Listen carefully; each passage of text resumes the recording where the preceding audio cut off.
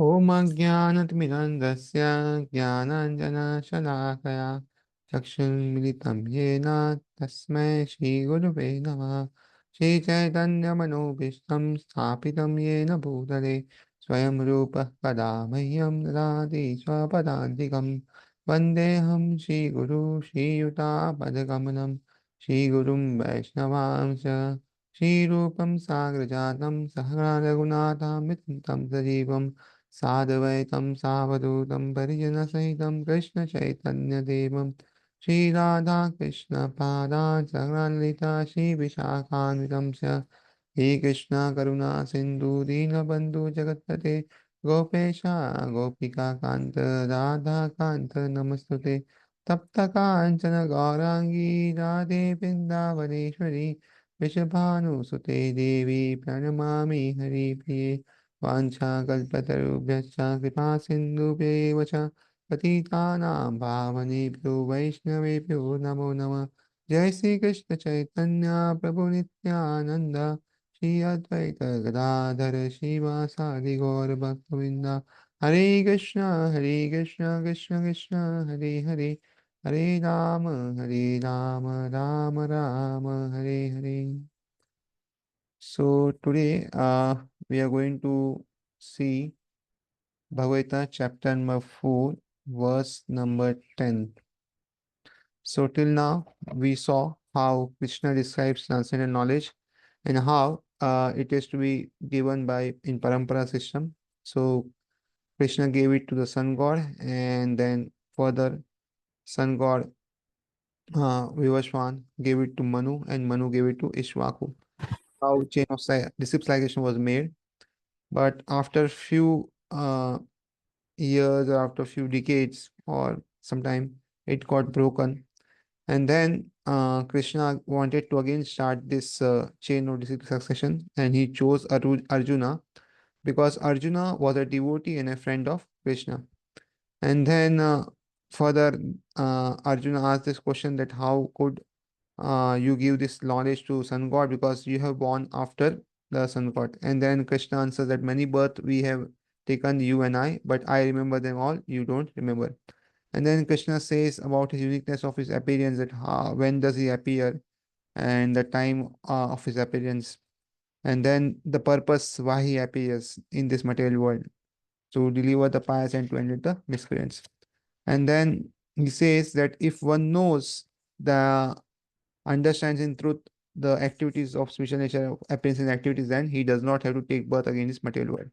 So now in this verse number 10, we'll know if a person knows in truth that Krishna's birth and activities are transcendental, then what will be their uh, qualities or what will be their symptoms. So the person who is freed from attachment, fear, and anger are the symptoms that he knows Krishna in full, or he knows Krishna Tattvata. So let us see this verse number 10, and further we'll see uh, how Krishna creates these four varnas and position of demigods, and then different things about Jnana and all. So let us start with verse number 10. वीतराग भय क्रोधा मन्मया मामुपाश्रित बहवो ज्ञान तपसा पूता मद्भावमागत. Vita, freed from raga, attachment, bhaya, fear, krodha, and anger, matmaya, fully in me, mam, in me, upashita, being fully situated, bhava, many, jnana of knowledge, tapasa, by the presence, puta, being purified, madbhava, transcendental love for me, agata, attend. Transcendent, being freed from attachment, fear, and anger, being fully absorbed in me and taking refuge in me, many persons in the past became purified by knowledge of me, and thus they all attained transcendental love for me. Purport. Uh, as described above, it is very difficult for a person who is materially affected to understand the personal nature of Supreme Person, Absolute Truth.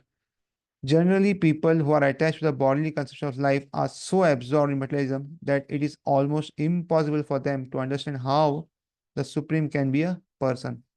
So generally, the person who are materially attached may not be able to understand how Krishna is supreme person, and therefore, always there is some attachment, there is some fear and some anger. So, uh, attachment is there in the present, and fear for the future, and sometimes the anger also. So, a person, if he's free from fear, anger, attachment, that means he knows Krishna in full, because this will be absent in the person who knows Krishna as it is. And this all comes because of bodily identification. If one does not identify with body, one will not be attached or one will not be fearful. Such materialists cannot even imagine that there is a transcendental body which is imperishable, full of knowledge, and eternally blissful. In the materialistic concept, the body is perishable, full of ignorance, and completely miserable. Therefore, people in general keep this same bodily idea in mind when they are informed of the personal form of the Lord. For such materialistic person, the form of gigantic material manifestation is supreme. So, when we say that Krishna has hands, Krishna has legs and all, or Krishna has a form, so it's not easy for people to understand. And therefore, what Krishna has done is Krishna has showed his universal form to others. And therefore, this will come in chapter 11 also. And Bhagavatam also, we see that Krishna shows his Virat Rupa, so that even people who are materialistic may know Krishna of the form of in the material form. So in this way, they can understand. But actually, Krishna's body uh, is totally different. It is very spiritual. Our body is material. Uh, Even though both has hands and legs and everything, but there is still vast of difference. So consequently, they are considered as the supreme to be impersonal. So for materialistic man, the form of genetic material manifestation is supreme. So we know for them, this form of this universal form is supreme, and therefore they do not consider the supreme as a personal but impersonal. And because they are too materially absorbed, the conception of retaining the personality after liberation from matter frightens them. When they are informed that spiritual life is also individual and personal, they become afraid of becoming person again.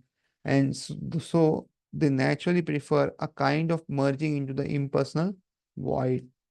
So what happens is when we have personal form and personal relationships, so in this material world, most of relationship is being exploited by so many people. And therefore, what happens is when it is being told that there is a personal form and we'll have personal relationship with each other and all, so most of people get frightened that I don't want relationship again. Because in this material world, when I had relationships, it was full of suffering and I had to go through different sufferings. And therefore, uh, the first thing they say that there is no material form and we need void. So actually, people do not want the void, but because they don't have good relationships in the material world and they think that this relationship will also be there in the spiritual world, or such type of relation will be there and will be exploited. Therefore, the desire of impersonal form or the merging into the supreme. And they do not want to again have individual life. Generally, they compare the living entities to be to the bubbles of the ocean which merge into the ocean. That is the highest perfection of spiritualization attainable without individual personality. This is the kind of fearful stage of life devoid of perfect knowledge of spiritual existence. Furthermore, there are many persons who cannot understand the spiritual existence at all. Being embarrassed by so many theories and by contradictions of various types of philosophy speculation, they become disgusted or angry and foolishly conclude that there is no supreme cause and that everything is ultimately void. So this is the second problem which most of people face. There are so many books, and because of having so many books, they have so many conclusions. And because of so many books and so many conclusions, what happens is people who read a lot without guidance, they usually get very carried away and they cannot ascertain that who is the supreme and what form is the supreme. And therefore, they become angry and they conclude that no, nobody is supreme and nothing is there, and ultimately everything is shunya or everything is void. Such people are in disease condition of life. Some people are too materially attached and therefore do not give attention to spiritual life. Some of them want to merge into the supreme spiritual cause, and some of them disbelieve in everything, being angry at all sorts of spiritual speculation out of hopelessness. This last class of men take to the shelter of some kind of intoxication, and their effective hallucinations are sometimes accepted as spiritual vision. So, there are also some people who do not believe in the void, they do not believe in anything, and then they take shelter of drugs and all intoxications. And after being intoxicated, there is some vision which is created, which is not so clear. And such visions are accepted as spiritual, but this is not so. And therefore, uh, these people suffer the most. One has to get rid of all the three stages of attachment to material world: negligence of spiritual life, fear of spiritual personal spiritual identity, and the conception of void that arises from frustration of life. So this three stage negligence of spiritual life, where they take help of intoxication and they say that there is nothing. Then fear of spiritual personal identity, that we don't want to be person, but we want to be uh, merge into supreme, so that there is no separate existence and there is no supreme. And then conception of void, that there is nothing, everything is shunya. So these all things one need to be get rid of. To get free from these three stages of material concept of life, one has to take complete shelter of the Lord, guided by bona fide spiritual master, and follow the disciplines and the regulatory principles of devotional life. The last stage of devotional life is called bhava, or translated love of God. So after getting free of this, one is guided by spiritual master and he follows the spiritual line, and in that he goes to different stages from Shraddha to Sadhu Sang to Anat Nivriti to Asakti Bhav. And this Bhav is the last stage of devotional life is Bhav and then Prema. So, or this Bhav also is called Prema. So, this is the last stage in the devotional service, where devotee is fully absorbed in the devotional service of the Lord. So, according to Bhakti Samit Sindhu 1.14.15 and 16, 1.4.15 and 16, the science of devotional service: आदौ श्रद्धा तथा साधु संग तथा भजन क्रिया तथो अनर्थ निवृत्ति स्यात् तथा निष्ठा रुचिस्तथा अथा शक्तिस्तथो भावास् तथा प्रेमाद्भुत दानचति साधकानाम् अयं प्रेम्णा प्रादुर्भावे भवत्कर्म.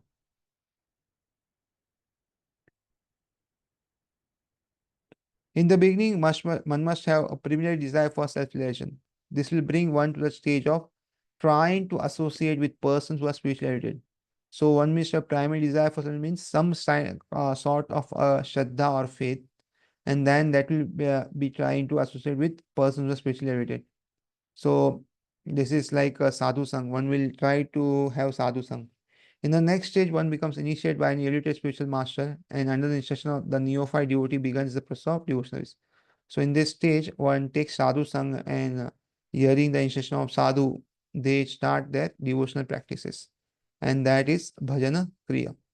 So by execution of devotional service under the guidance of spiritual master, one becomes free from all material attachment, attains steadiness and self-realization, and acquire taste for hearing about the absolute personality of God, Sri Krishna.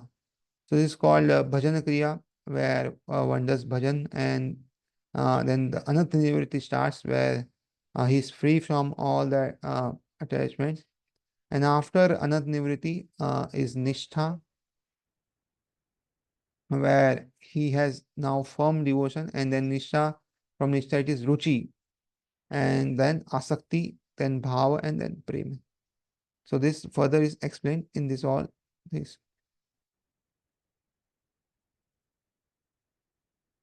This stage leads one further to attachment for Krishna consciousness, which is matured in bhava, or preliminary stage of transcendental love of God.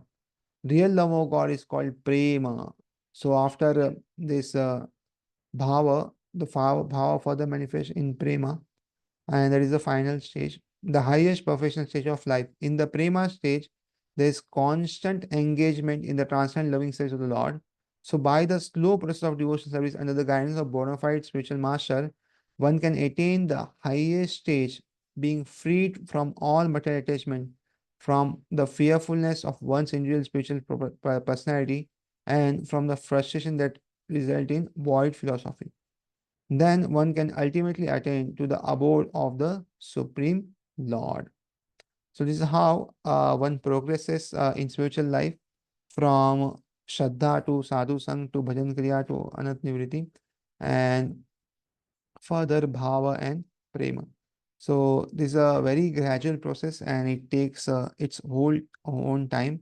So it's not a one-day process. It takes a long, long time before coming to this stage. So one has to regularly practice devotional service if one wants to come to this stage of mature prema. So till bhava, one himself has to come, and from bhava to prema, Krishna takes us from that stage further on. And in every stage, there are certain obstacles and there are certain impediments which need to be cleared. And these are very beautifully explained in the book called Madhurya Kadamani by Srila Vishwanath Chakri Thakur of different stages and their different symptoms and all. Then verse number 11 is how Krishna reciprocates with the worshipper's mood. So uh, Krishna reciprocates with everybody, but according to the mood. So let's see this verse number 11. ये यथा मां प्रपद्यन्ते तां तथैव भजाम्यहम् मम वर्तमानुवर्तन्ते मनुष्य Partha सर्वशम्. Ye, all who yatha as mam unto me prapadyanti surrender tan them tatha so eva certainly bhajami reward aham I mama my vartama path anuvartante follow manushya all men partha o son of pritha sarvasha in all respects. Translation: as all surrender unto me I reward them accordingly. Everyone follows my path in all respects, O son of pritha. So uh, as we get result as per our surrender. So if we surrender more, then Krishna rewards us more. Now the question will come: why Krishna is asking for surrender? Is Krishna egoistic, or is Krishna wants that only he should be fulfilled? No, it is not like this. It's like suppose uh, we have some children, or there are some parents who have some children. So what will parents want from the children is full submission or full surrender. If you ask any parent what they want from children, they will ask that the children should obey me, the children should follow me, and children should fully surrender to me. So we'll ask that why you want that your child should surrender to you. So they will tell that the child does not know what is good for him. He is very new. But I know what is good for my child. And therefore, if my child just surrenders to me and does what I say, ultimately he will be benefited. So this is how every parent thinks about his child, that his child should be fully surrendered to him. Similarly, Krishna or God says that the living entity does not know what he is doing and he does not take care of his own benefit. And therefore, Krishna says, I know what is best for him. I know what is good for him. And therefore, Krishna is asking here for surrender. So if we surrender to Krishna, then Krishna will do the best for us and will do the needful in a way in which we all can benefit. And therefore, here, if we see, Krishna is asking for surrender. And Krishna is the best well-wisher, and therefore he will do the best for all of us. And therefore, here also he says, as all surrender to me, I reward them accordingly. So as per our surrender, Krishna guides us. If we surrender fully, Krishna guides us fully. If we surrender in some percentage, Krishna guides in some percentage. And therefore, everyone follows my path in all respects, O son of Pita. Purport. Everyone is searching for Krishna in different aspects of his manifestations. Um, Krishna, the Supreme Personality of Godhead, is partially realized in his impersonal Brahmajyoti effulgence and as all pervading super soul dwelling within everything, including the particles of atom. So we know uh, the God can be realized in three aspects: Brahman, Paramatma, and Bhagwan. So either he can be known as in his impersonal Brahmajyoti, that is effulgence coming from his body, or all pervading super soul. So super soul is there within all the human beings and all material bodies which we have, all the living entities, and they're also there in the particles of atoms. But Krishna is fully realized only by his pure devotees. So Krishna can be realized fully only by the pure devotees, not by others. Consequently, Krishna is the object of everyone's realization, and thus anyone and everyone is satisfied according to one's desire to have him. In the transcendental world also, Krishna reciprocates with his pure devotees in the transcendental attitude, just as a devotee wants him. One devotee may want Krishna as a supreme master, another is personal friend, another is son, and still is as lover. Krishna rewards all the devotees equally according to their different intensities of love for him. So, in spiritual world, Krishna reciprocates according to our desire, our moods. For somebody, Krishna may reciprocate as his son. For somebody, Krishna may reciprocate as a friend. So it all depends on what type of bhava we have and what type of relation we have with the Supreme Personality of God. In the material world, the same reciprocation of feelings are there, and they are equally exchanged by the Lord with different types of worshippers. The pure devotees both here and in the transcendental abode associate with him in person and are able to render personal service to the Lord and thus derive transcendental bliss in his loving service. As far as for those who are impersonalists and who want to commit spiritual suicide by annihilating the individual existence of the living entity, Krishna also helps also by absorbing them in the effulgence. So there are some people who are impersonal; they do not bring a personal form of Lord, and they want to just merge into supreme in the law in the effulgence. So here, actually, one cannot have loving relation with the Lord. So merging the effulgence with one has to be in the Shantaras. Like we see the trees and all. They are in the Shantaras. They provide Krishna with fruits and all. But we have to go to the tree to take the fruits and everything. So this is all called the Shantarasa. And there is a maximum which one can gain the Brahma levels. And one cannot have personal dealing and exchanges with the Supreme Personality of Godhead. And therefore, they cannot relish the bliss of transcendental personal service to the Lord, having exchanged their individuality. So, after exchanging their liberty, they cannot have that bliss of transcendental service.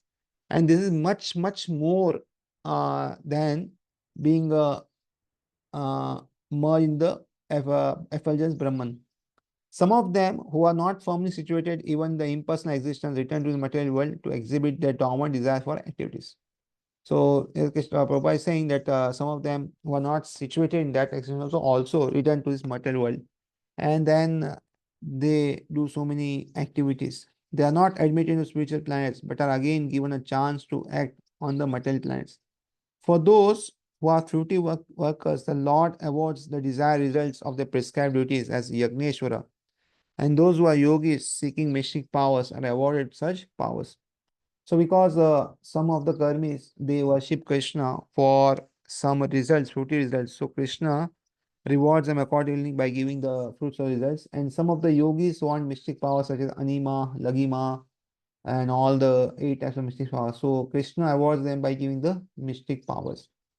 So everyone, in other words, everyone is dependent for success upon the mercy alone, upon his mercy alone, and all kinds of spiritual processes are but different degrees of success on the same path. So this is very important point to note that whatever we do in our life, whatever we do in our life, ultimate success in our life depends on Krishna's mercy. we may put some endeavor. So this is very beautifully explained in chapter number 18 also it will come that for any work to do, you need a place, you need capital, you need endeavor, you need uh, some management all to do different work. But ultimately, to get the fulfillment of everything, you also need diver. Suppose you get the land for making the building, you get all the raw materials for making the building, you get labor also, and you put hard endeavor by using the labor and all the material and make a building. But suppose there is an earthquake or there is a some very change in the law and everything or something very drastic happens, then what happens is all the endeavor which has went goes waste. And therefore, uh, Daiva, for us, it's Lord Krishna's presence, and for others, it may be their karma upon which the Daiva acts. So, this Daiva or the mercy factor is very much needed for success. Otherwise, there is not very easy. And whatever one achieves, either the fruits of the results or the siddhis or anything, it is given to us by Lord alone, maybe directly or through his different agencies or different personalities, but it is given by the Lord. So, in other words, everyone is dependent for success for his mercy alone, and all kinds of spiritual processes are but different degrees of success on the same path. Unless, therefore, one comes to the highest perfection of Krishna consciousness, all attempts remain imperfect as is stated in Srimad Bhagavatam. So, Srimad Bhagavatam, Canto 2, Chapter 3, verse number 10 says, Akamo sarva kamo va moksha kama udaradi tivrena bhakti yogena yajeta purusham param. So, whether one is without desire, the condition of the devotees, that one is has no desires. So one does not have desire means that one has no personal desire, but one can desire everything for the Lord. That is called akama. Sarva kama, or is desires of all fruity results. Like the karmis want this and all. So akama, no desire, sarva kama, full of desires. Or is after liberation. That is moksha kama. That one is very frustrated in his material life and wants liberation. That just we want to get out of this material. Then what should do? One should with all efforts try to worship the Supreme Personality of Godhead for complete perfection culminating in Krishna consciousness. So whatever one needs, whether one has no desire or whether one is full of desires or whether one wants liberation, what should one do is Tivrena Bhakti Yogena. So one should do Bhakti. Tivrena is very important word here. Tivrena means one should not be lethargic. One should do bhakti with full force, full attention, everything. If one does Tivritna Bhakti, then Deta Purusham Puman. Then Krishna will help us in all respects. So therefore, and everybody should worship Krishna for whatever is what they want in their life, and that will be fulfilled by Krishna. So here, Krishna in this verse is trying to say that whatever worship is done by all in different paths, maybe karma yoga, yan yoga, or ashtanga, whatever it is done, Krishna reciprocates them with that the person accordingly. Now, the question will come: can this result not be given by the demigods, or cannot we worship demigods for all these results? So, uh, this answer to this is given in verse number 12. So let us read this verse and explanation. Kangshanta karmanam siddhim yajanta hi devata shipram hi manushe loke siddhir bhavati karmaja. Kangshanta, desiring, karmanam, of fruitive activities, siddhim, perfection, Yajante, they worship by sacrifice, Iha, in the material world, Devata, the demigods, Shipram, very quickly, he certainly, Manushya, In human society, loke within this world, siddhi, success, bhavati comes, karmaja from fruity work. Translation: men in this world desire success in fruitive activities, and therefore they worship the demigods. Quickly, of course, men get results from fruitive work in this world. So, in this world, many men desire success in their work. That we want such a rich, such wealth, or such a land and everything. And for desire, fulfilling this desire, what does men do is they worship different demigods. And by worshiping different demigods, they get the results very quickly. So, this is said, but whatever results the demigods give is actually given by Supreme Personality of God only. So this we should understand. Purport: there is a great misconception about the gods or demigods of this material world, and men of less intelligence also although passing as great scholars, take these demigods to be the various forms of Supreme Lord. So here Prabhupada is saying that there is some misconception of God or demigods material world. So men who is less intelligent, although passing as great scholars, so they are bit less intelligent. So less intelligence is does not mean that they are atheist or something. Less intelligence means uh, the they can worship directly the Supreme Personality Godhead and get the highest result. But instead they are worshiping the demigods, and thereby what is happening is uh, they are settling with less results. So, for people who are not worshipping anybody or who are on the wrong path, even worshipping demigods is good. But for people whose goal is to go back to God or who want to get out of the cultures of the material world, worshipping of demigods will not help them. They will have to worship the Supreme Personality of Godhead. And therefore, they are considered less intelligent if they worship demigods for ultimate perfection in life, because that cannot be obtained, because demigods also have a limited lifespan and they also live within the material world. And therefore, if we want to uh, get out of the material world, then we need to worship only Krishna or Vishnu or Rama or Narayan or whatever Vishnu Tattva are there. Others will not help us. So actually, the demigods are not different forms of God, but they are God's different parts and parcels. God is one, and the parts and parcels are many. So actually, these demigods are not different forms of God, but who are they? They are different parts. Like we have our hands, legs, and all. So demigods are also different parts of the Supreme Personality of Godhead. They have come from Supreme Personality of Godhead to do certain kind of work in this material world. God is one and the parts and parcels are many. So God is one only, and there are so many different demigods who are parts and parcel. The Vedas say Nitya Nityanam, God is one, Ishvara Parama Krishna. So the Vedas also say that God is one, and we see the Ishvara Parama Krishna. So the Ishvara or the main Lord is Krishna.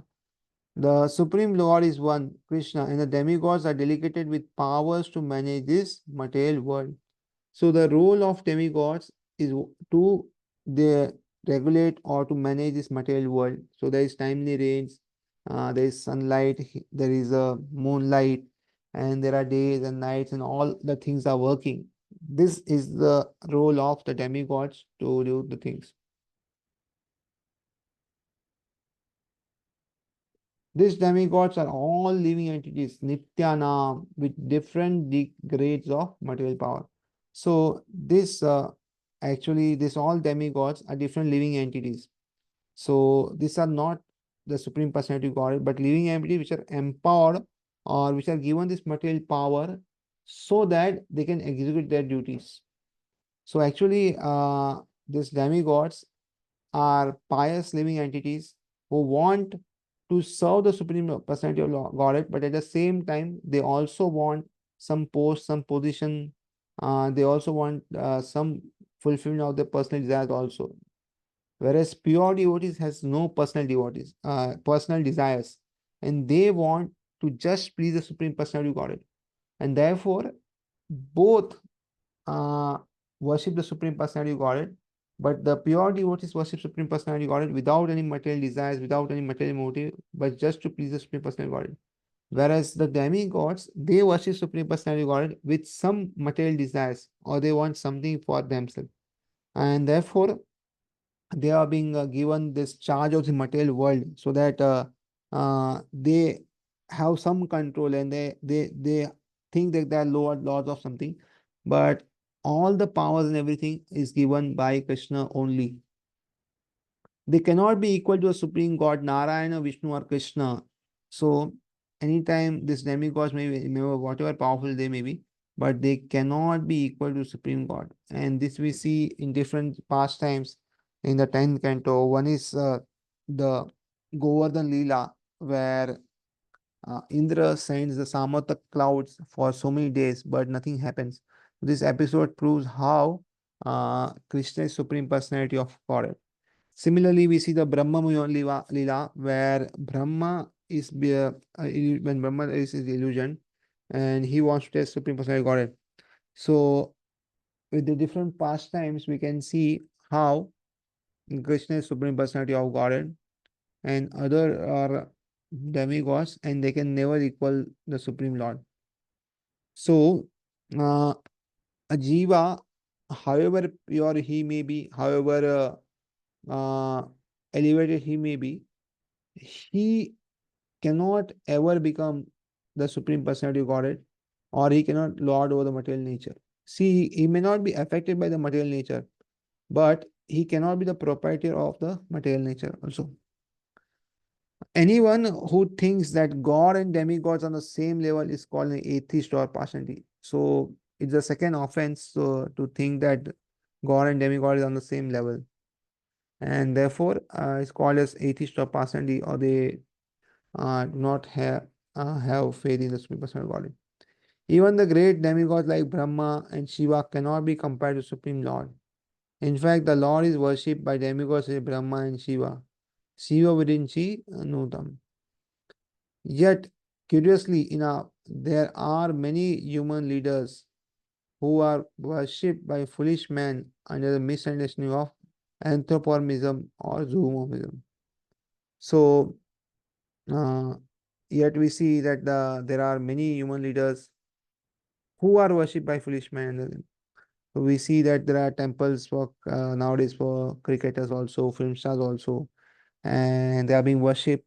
So uh, they are glorious, these film stars, and this uh, all the sportsmen, all they are glorious in their own respect.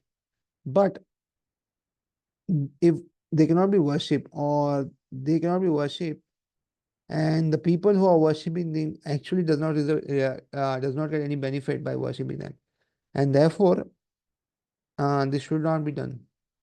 So Iha Devata denotes a powerful man or demigod of this material world. But Narayana, Vishnu, or Krishna, the Supreme Personality of Godhead, does not belong to this world.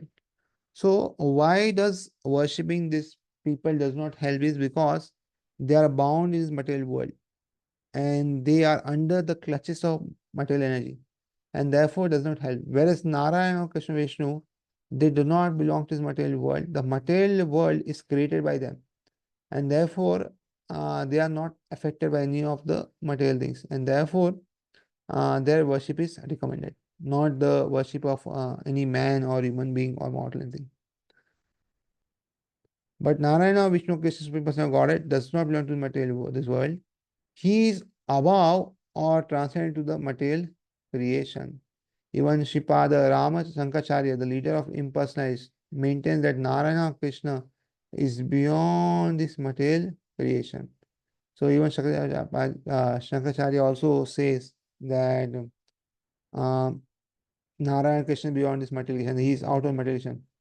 So he's the leader of impersonalists who does not belong in the personal form of Lord. But at the same time, if we see Shankaracharya wrote Bhaj Govindam, Bhoj Govindam, Urmate. So he says uh,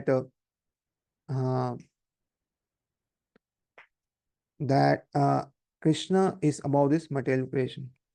However, foolish people, Rita Jnana, worship the demigods because they want immediate results.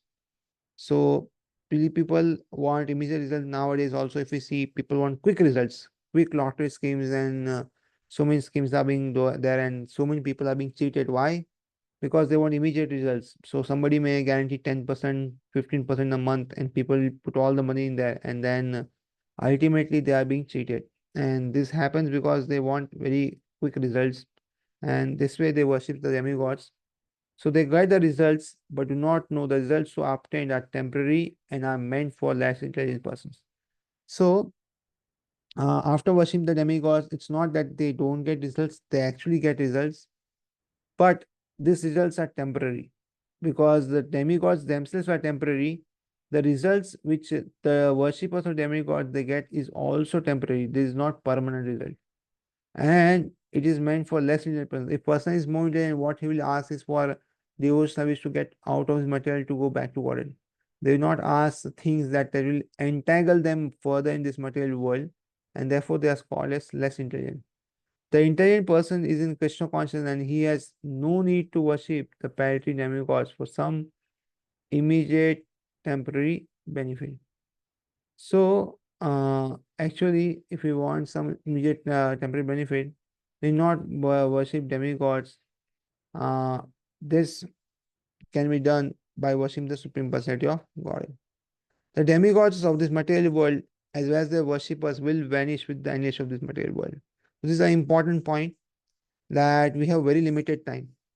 And in that limited time, if we try to worship and please any demigod, so we'll get some result. There is no doubt that we'll get result, but this result is temporary. So as soon as that demigod vanishes, all the result will get vanquish, and this will not help us further. Whereas when we worship the Supreme Personality of Godhead, the results are permanent. So in the same time, when we worship the demigods, in the same time we worship the Supreme Personality of God, we will get much more result and permanent result than what is there now. Whereas the if we worship the demigods, the result is temporary. The result is very temporary. There will be some result, there will be some material comforts, there will be some higher enjoyment and all, but it's all is temporary and will be vanquished with the end of this material world. So the boons of demigods are material and temporary. They are even material. So the demigods cannot bestow pure bhakti and all. So their boons are uh, material and temporary. Both the material world and their inhabitants, including the demigods and their worshippers, are bubbles in this cosmic ocean. So it's like bubbles. If we see in the ocean, there are so many bubbles come up, and within some few seconds they got burst. So this is how uh, all the inhabitants are like. In this world, however, human society is mad after temporary things such as material opulence of possessing land, family, and enjoyable paraphernalia. To achieve such temporary things, people worship the demigods of powerful men in the human society. So, main is what people need nowadays is temporary things. They want more land, more family, and they want to just enjoy. And therefore, whoever is a big authority in some department or something, they will try to worship him so that their enjoyment is not hindered. If a man gets some ministership in the government by worshipping a political leader, he considers that he has achieved a great boon. So, one will do whatever is needed to get a position thing. So, this is a difference between the modern thing and the previous yugas.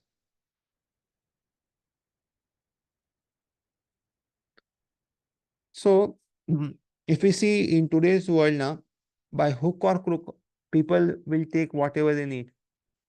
But it's not wrong to have material desires, but the way it should be fulfilled is to worship Supreme Person God. Otherwise, it will entangle us. Again, in the Vedic culture, what used to happen is people used to believe in the soul and incarnation and all. So, if somebody does not get in this lifetime, then what will they will do continue the next lifetime. But in the modern era, when we don't know that we are spirit soul or it is not being widely taught, what happens is people think this life is whole and all, and we want to enjoy everything, we want everything, portion everything, and for that people take to wrong means and wrong ways to achieve some things which they want, and ultimately it does not benefit anybody. And therefore, to have a proper understanding is very essential for us to grow in our spiritual life. All of them uh, are therefore not owing to the so-called leaders or big guns in order to achieve temporary boons. And they indeed achieve such things. Such foolish men are not interested in Krishna consciousness for the permanent solution to the hardships of material existence. So, such people have so much faith in demigods that if asked that whether they'll become Krishna, they'll say no. And therefore, mm, they do not want permanent solution, but they want only temporary solution. They are all after sense enjoyment, and to get a little facility for sense enjoyment, they are attracted to worship empowered living entities known as the demigods. So generally, when people worship for sense gratification, they will worship different demigods. They will not worship Supreme Personality Godhead. Some will fear that if we worship Supreme Personality Godhead, all what we'll have will also be taken away by Krishna, and therefore they will not worship the Supreme Personality Godhead. And therefore, uh, this is a great misconception uh, that if we worship Krishna, all our opulence will be gone. Actually, whatever material opulence we have is anyways going to go. Either we die, then it will go, or if one worships the demigod also, as long as the demigod remains, the opulence may remain. After that, all the opulence and everything will be gone. And therefore, uh, we should not be after temporary benefits, but we should look after permanent results. So they are mostly interested in material enjoyment, therefore they worship some powerful living entity. So people are not very much interested in Krishna consciousness, but they are more interested in um, material enjoyment.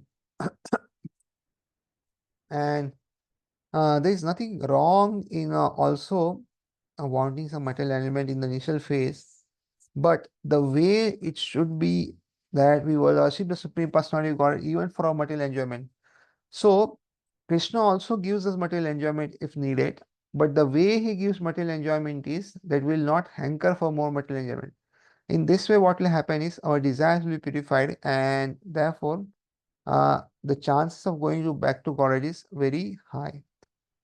When we worship other demigods, what will happen is our material desire will increase. We'll want more of this and we'll never be satisfied. But when we worship the Supreme Personality of God, what happens is that thing will be fulfilled, but will not have further desires again for the same thing, because we'll be satisfied, or will know that this does not help, and we'll look for higher things. So therefore, this is very necessary to understand that we should worship the Supreme Personality of God directly. And second, if there are results which are given by demigods, it's also because of the mercy of Supreme Personality of God. If Supreme Personality of God does not want, the demigods will not have powers only to give some boons or anything. So uh, ultimately, we need to worship the Supreme Personality of God.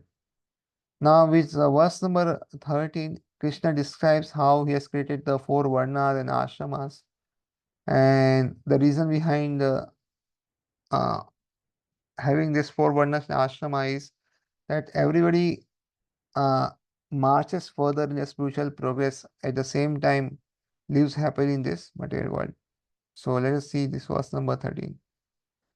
चातुर्वर्ण्यं मया सृष्टं गुणकर्म विभागश तस्याकर्तारमपि मां विद्धि अकर्तारम् अव्ययम्.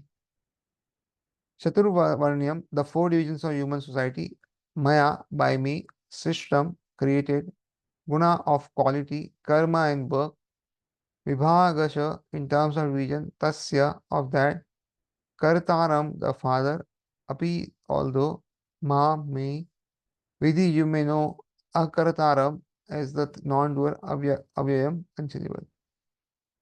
According to the three modes of material nature and work associated with them, the four divisions of human society are created by me.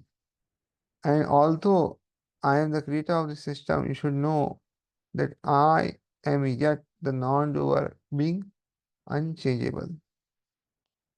So, Krishna has created these four divisions of human society, which we know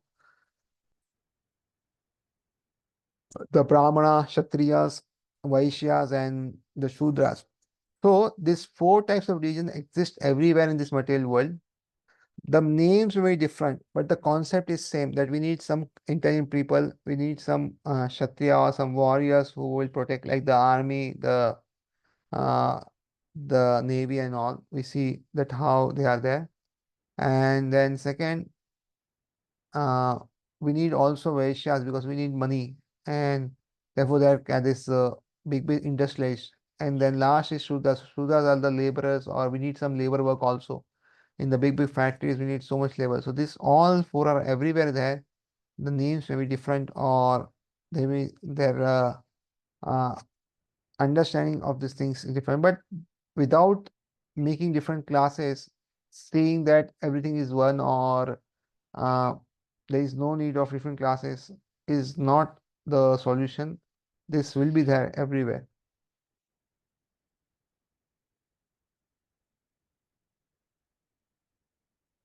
Purport: the Lord is the creator of everything. Everything is born of him, and everything is sustained by him, and everything after initiation rests in him.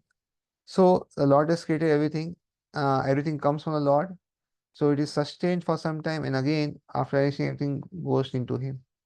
He is therefore the creator of the four divisions of social order, beginning with the intelligent class of men, technically called the Brahmanas, due to their being situated in the mode of goodness.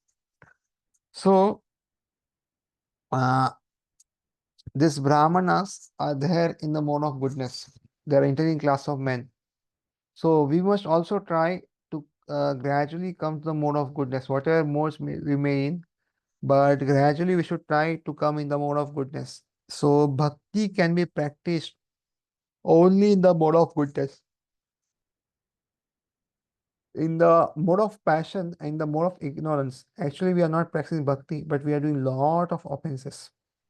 So we need to gradually come to the mode of goodness if we want to accelerate in our bhakti. And if we see the different purpose, one purpose Prabhupada writes that is all because of practice. This modes can be altered. It all requires is practice. So with suitable practices, if one can be come into the mode of goodness, and thereby one may progress fast in devotional service. Uh, Next is the administrative class, technically called the Kshatriyas, due to their being situated in the mode of passion. So Kshatriyas are the person who are always in the mode of passion. They want to do something here and there. Uh, and therefore, this are administrative class. Then the mercantile men called the Vaishyas are situated in the mixed modes of passion ignorance. So these are mercantile men. So what the difference between Kshatriyas and mercantile men is, the Kshatriyas deal with people, whereas the mercantile men deal with animals and all. So animals, machinery and all, they will deal with the mercantile men will deal with all this then. So that the money is being generated. And therefore they are in the mixed mode of passion and ignorance. And the Shudras, the labor class, situated in the ignorance mode of material nature. So this fourth class is Shudras, and they are being situated in the ignorant mode.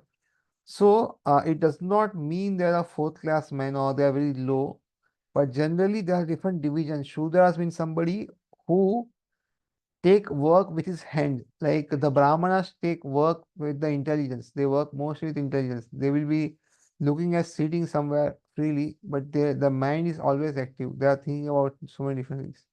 So these are uh, uh, the Brahmanas and the Kshatriyas and all.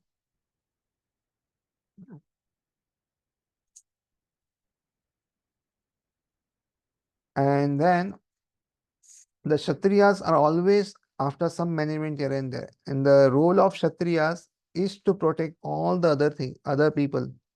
And therefore, we see this people in different categories which are now there in army and all. So they protect the borders and all.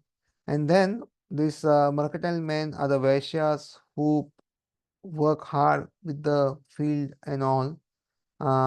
They employ the Shudras or the labor class in the different fields and take profit, and they sustain the Brahmanas and all. So this is the work of Vaishyas, and then there are the class of laborers who are needed in all society.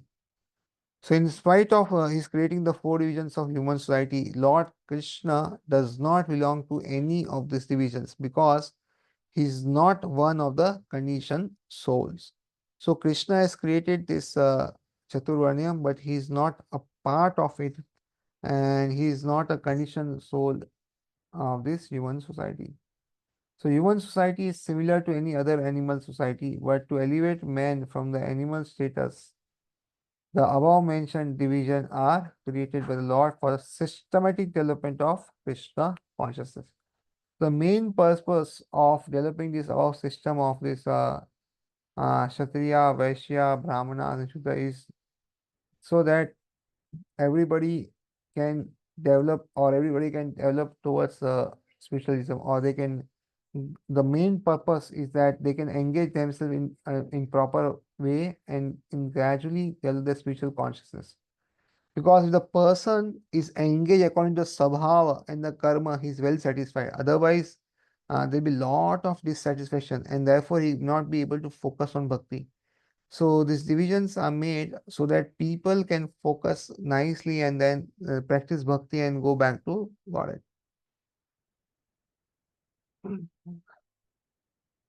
The tendency of a particular man towards work is determined by the modes of material nature we see as acquired. So according to the modes, one will like such symptoms of a life according to the different modes of material nature are described in the 18th chapter of this book. So this is developed in the 18th chapter of this book. A person in Krishna consciousness, however, is about even the Brahmanas. Although the Brahmanas by quality are supposed to know the Brahman, the supreme absolute truth, most of them approach only in the impersonal Brahman manifestation of the Lord Krishna. So, Brahmana are supposed to know about Brahman and even localized Paramatma and Krishna also, but most of them just approach the impersonal Brahman and not Krishna directly. But a man who transcends the limited knowledge of a Brahmana and teaches the knowledge of Supreme Personality of Godhead, Lord Krishna, becomes a person in Krishna consciousness, or in other words, a Vaishnava. So, uh, one has this opportunity of becoming a Vaishnava, or with the knowledge gain, uh, one can gradually be elevated in Krishna consciousness. Krishna consciousness includes knowledge of different planetary expansion of Krishna, namely Rama, Narasimha, Varaha, etc. And as Krishna is transcendental to this system of four divisions of human society, a person in Krishna consciousness is also transcendental to divisions of human society, whether we consider the divisions of community, nation, or species. So gradually, the person who is in devotional service also, what happens is he also is not uh, included in this four varnas and all, he's translated to all of them. So this can only happen when one is Krishna consciousness. So Krishna has made his system so that gradually people may be elevated. But if one practices directly Krishna consciousness, then he may be elevated very fast. And therefore, practicing Krishna consciousness is much more better alternative than going to the Varna and Ashram system. It will take a long time before one is purified. But one, if regularly chants the holy name, one who hears some lectures every day and reads every day and all, then he can be promoted very fast.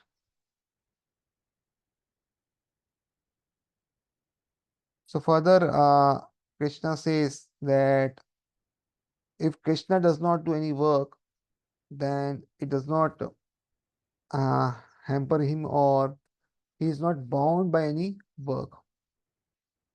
So let us see verse number 14. न मां कर्माणि लिम्पन्ति न मे कर्म फलस्पृहा इति मां योऽभिजानाति कर्मभिः न स बध्यते.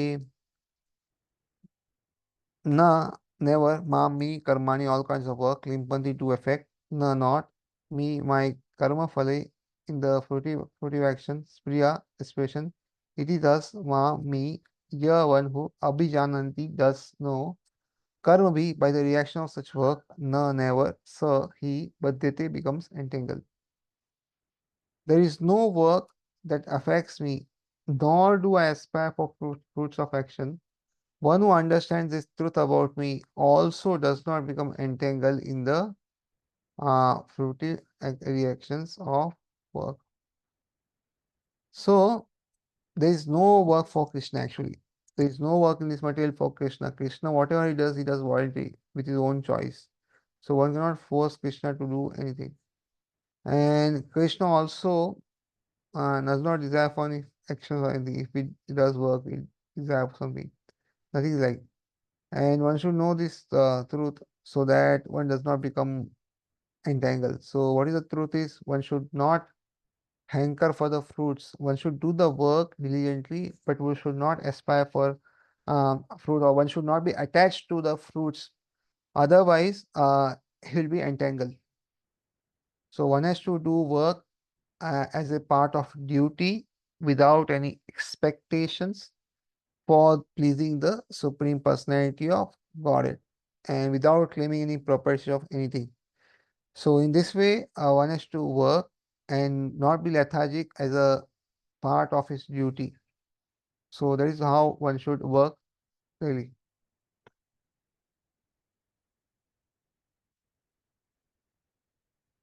As there are constitutional laws in the material world stating that the king can do no wrong, or that the king is not subject to state laws.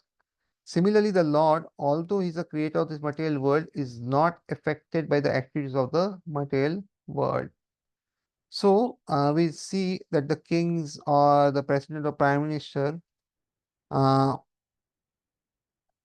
uh, they are never subjected to the law, or it is said that the king does not do any wrong.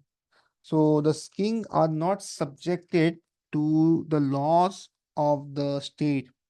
Similarly, the Lord also, He is the creator of this material world, but He is not affected by the activities, or nor He is subjected to the laws of this material world. He creates and remains aloof from the creation, and therefore it said that there is no work which affects Him. Whereas the living entities are entangled in the fruitive results of material activities because of their propensity for loading it over the material nature. So, whereas Krishna remains aloof, the living entities are entangled. Why they are entangled is because they want some results for the fruits, or they want to lord it over material nature. They want to become the lord, or they want to enjoy the material nature or material resources. The property of an establishment is not responsible for the right and wrong activities of workers, but the workers are themselves responsible. So, if we see in this material world also, the property or the main owner is not responsible for the wrongdoing of the workers, but they are responsible. Similarly, Krishna is not responsible for the wrongdoing of the living entities, they themselves are responsible. The living entities are engaged in their respective activities of sense gratification, uh, and these activities are not ordained by the Lord. So, most of the living entities see they are engaged in different activities of sense gratification, and these activities are not ordained by the Lord, but the living entities they themselves want to do these things. So if we ask the Vedas now, they will clear that do not do this. But because we are adamant, sometimes the Vedas prescribe us some ways so that gradually we may be detached from that thing. So this is the mood. So for advancement of sense gratification, the living entities are engaged in the work of this world, and they aspire to heavenly happiness after death. The Lord, being full in himself, has no attraction for so-called heavenly happiness. So people, if we ask, most of people will want to go to the heavens and all, but the Lord does not have any attraction for these heavenly planets. The heavenly demigods are only his engaged servants. The proprietor never desires the low-grade happiness such as the workers may desire. He is aloof from the material actions and reactions. For example, the rains are not responsible for different types of vegetation that appear on the earth, although without such rains, there is no possibility of vegetative growth. Vedic Smriti confirms this fact as follows. So, here also we see that the rains are not responsible for different types of vegetation. So rain is neutral. It pours on every part of the earth, depending on the earth, which has different seeds, different type of plants, and everything is grown. Otherwise, the rain is neutral to everybody. It gives equal rain to everybody, but it all depends on the seeds which are planted on the ground, which will decide that what type of vegetation will come out. So Smriti says in Swiss, निमित्तमात्रमेवेसौ सृजायां सर्गकर्मणि प्रधानकारणीभूत यतो वै सृजय शक्तय. In the material creations, the Lord is only the supreme cause. The immediate cause is the material nature by which the cosmic manifestation is made visible. So, immediately if we see, we'll see the material nature being active. But if we see the ultimate cause, then the Krishna is only the ultimate cause. The created beings are of many varieties, such as the demigods, human beings, and then lower animals, and all of them are subject to the reactions of their past good or bad activities. So all living entities, whatever they get, is because of their past activities. The Lord only gives them the proper facilities for such activities and the regulations of the mode of nature, but He is never responsible for their past and present activities. In the Vedanta Sutra 2.1.34, it is confirmed Vaishamya Grihanya Na Sapik Satvat. The Lord is never partial to any living entity. The living entity is responsible for his own acts. So, Krishna is not responsible for all the acts or sufferings or anything we have. We ourselves are responsible for our acts. The Lord only gives him facilities through the agency of material nature, the external energy. Anyone who is fully conversant with the interest, with all the intricacies of the laws of karma or futurities, uh, with all the law intricacies of this law of karma futurities, does not become affected by the result of his activities. In other words, the person who understands the transcendental nature of the Lord is an experienced man in Krishna consciousness, and thus he is never subject to the laws of karma. One who does not know the transcendental nature of the Lord and who thinks that the activities of the Lord are aimed at fruitful results, as are the activities of the ordinary entities, certainly becomes entangled himself in fruitive actions. But one who knows the supreme truth is liberated, soul fixed in Krishna consciousness. So, one does not know that the transcendental of Lord and things that use the Lord are aimed for fruitive results are the activities of living entities. So, one who thinks that this all activities are material becomes entangled in this material world, but one who knows the supreme truth is liberated and is fixed in Krishna consciousness. So, this way, one gets liberated. So, I think we'll end for the day, and thank you very much.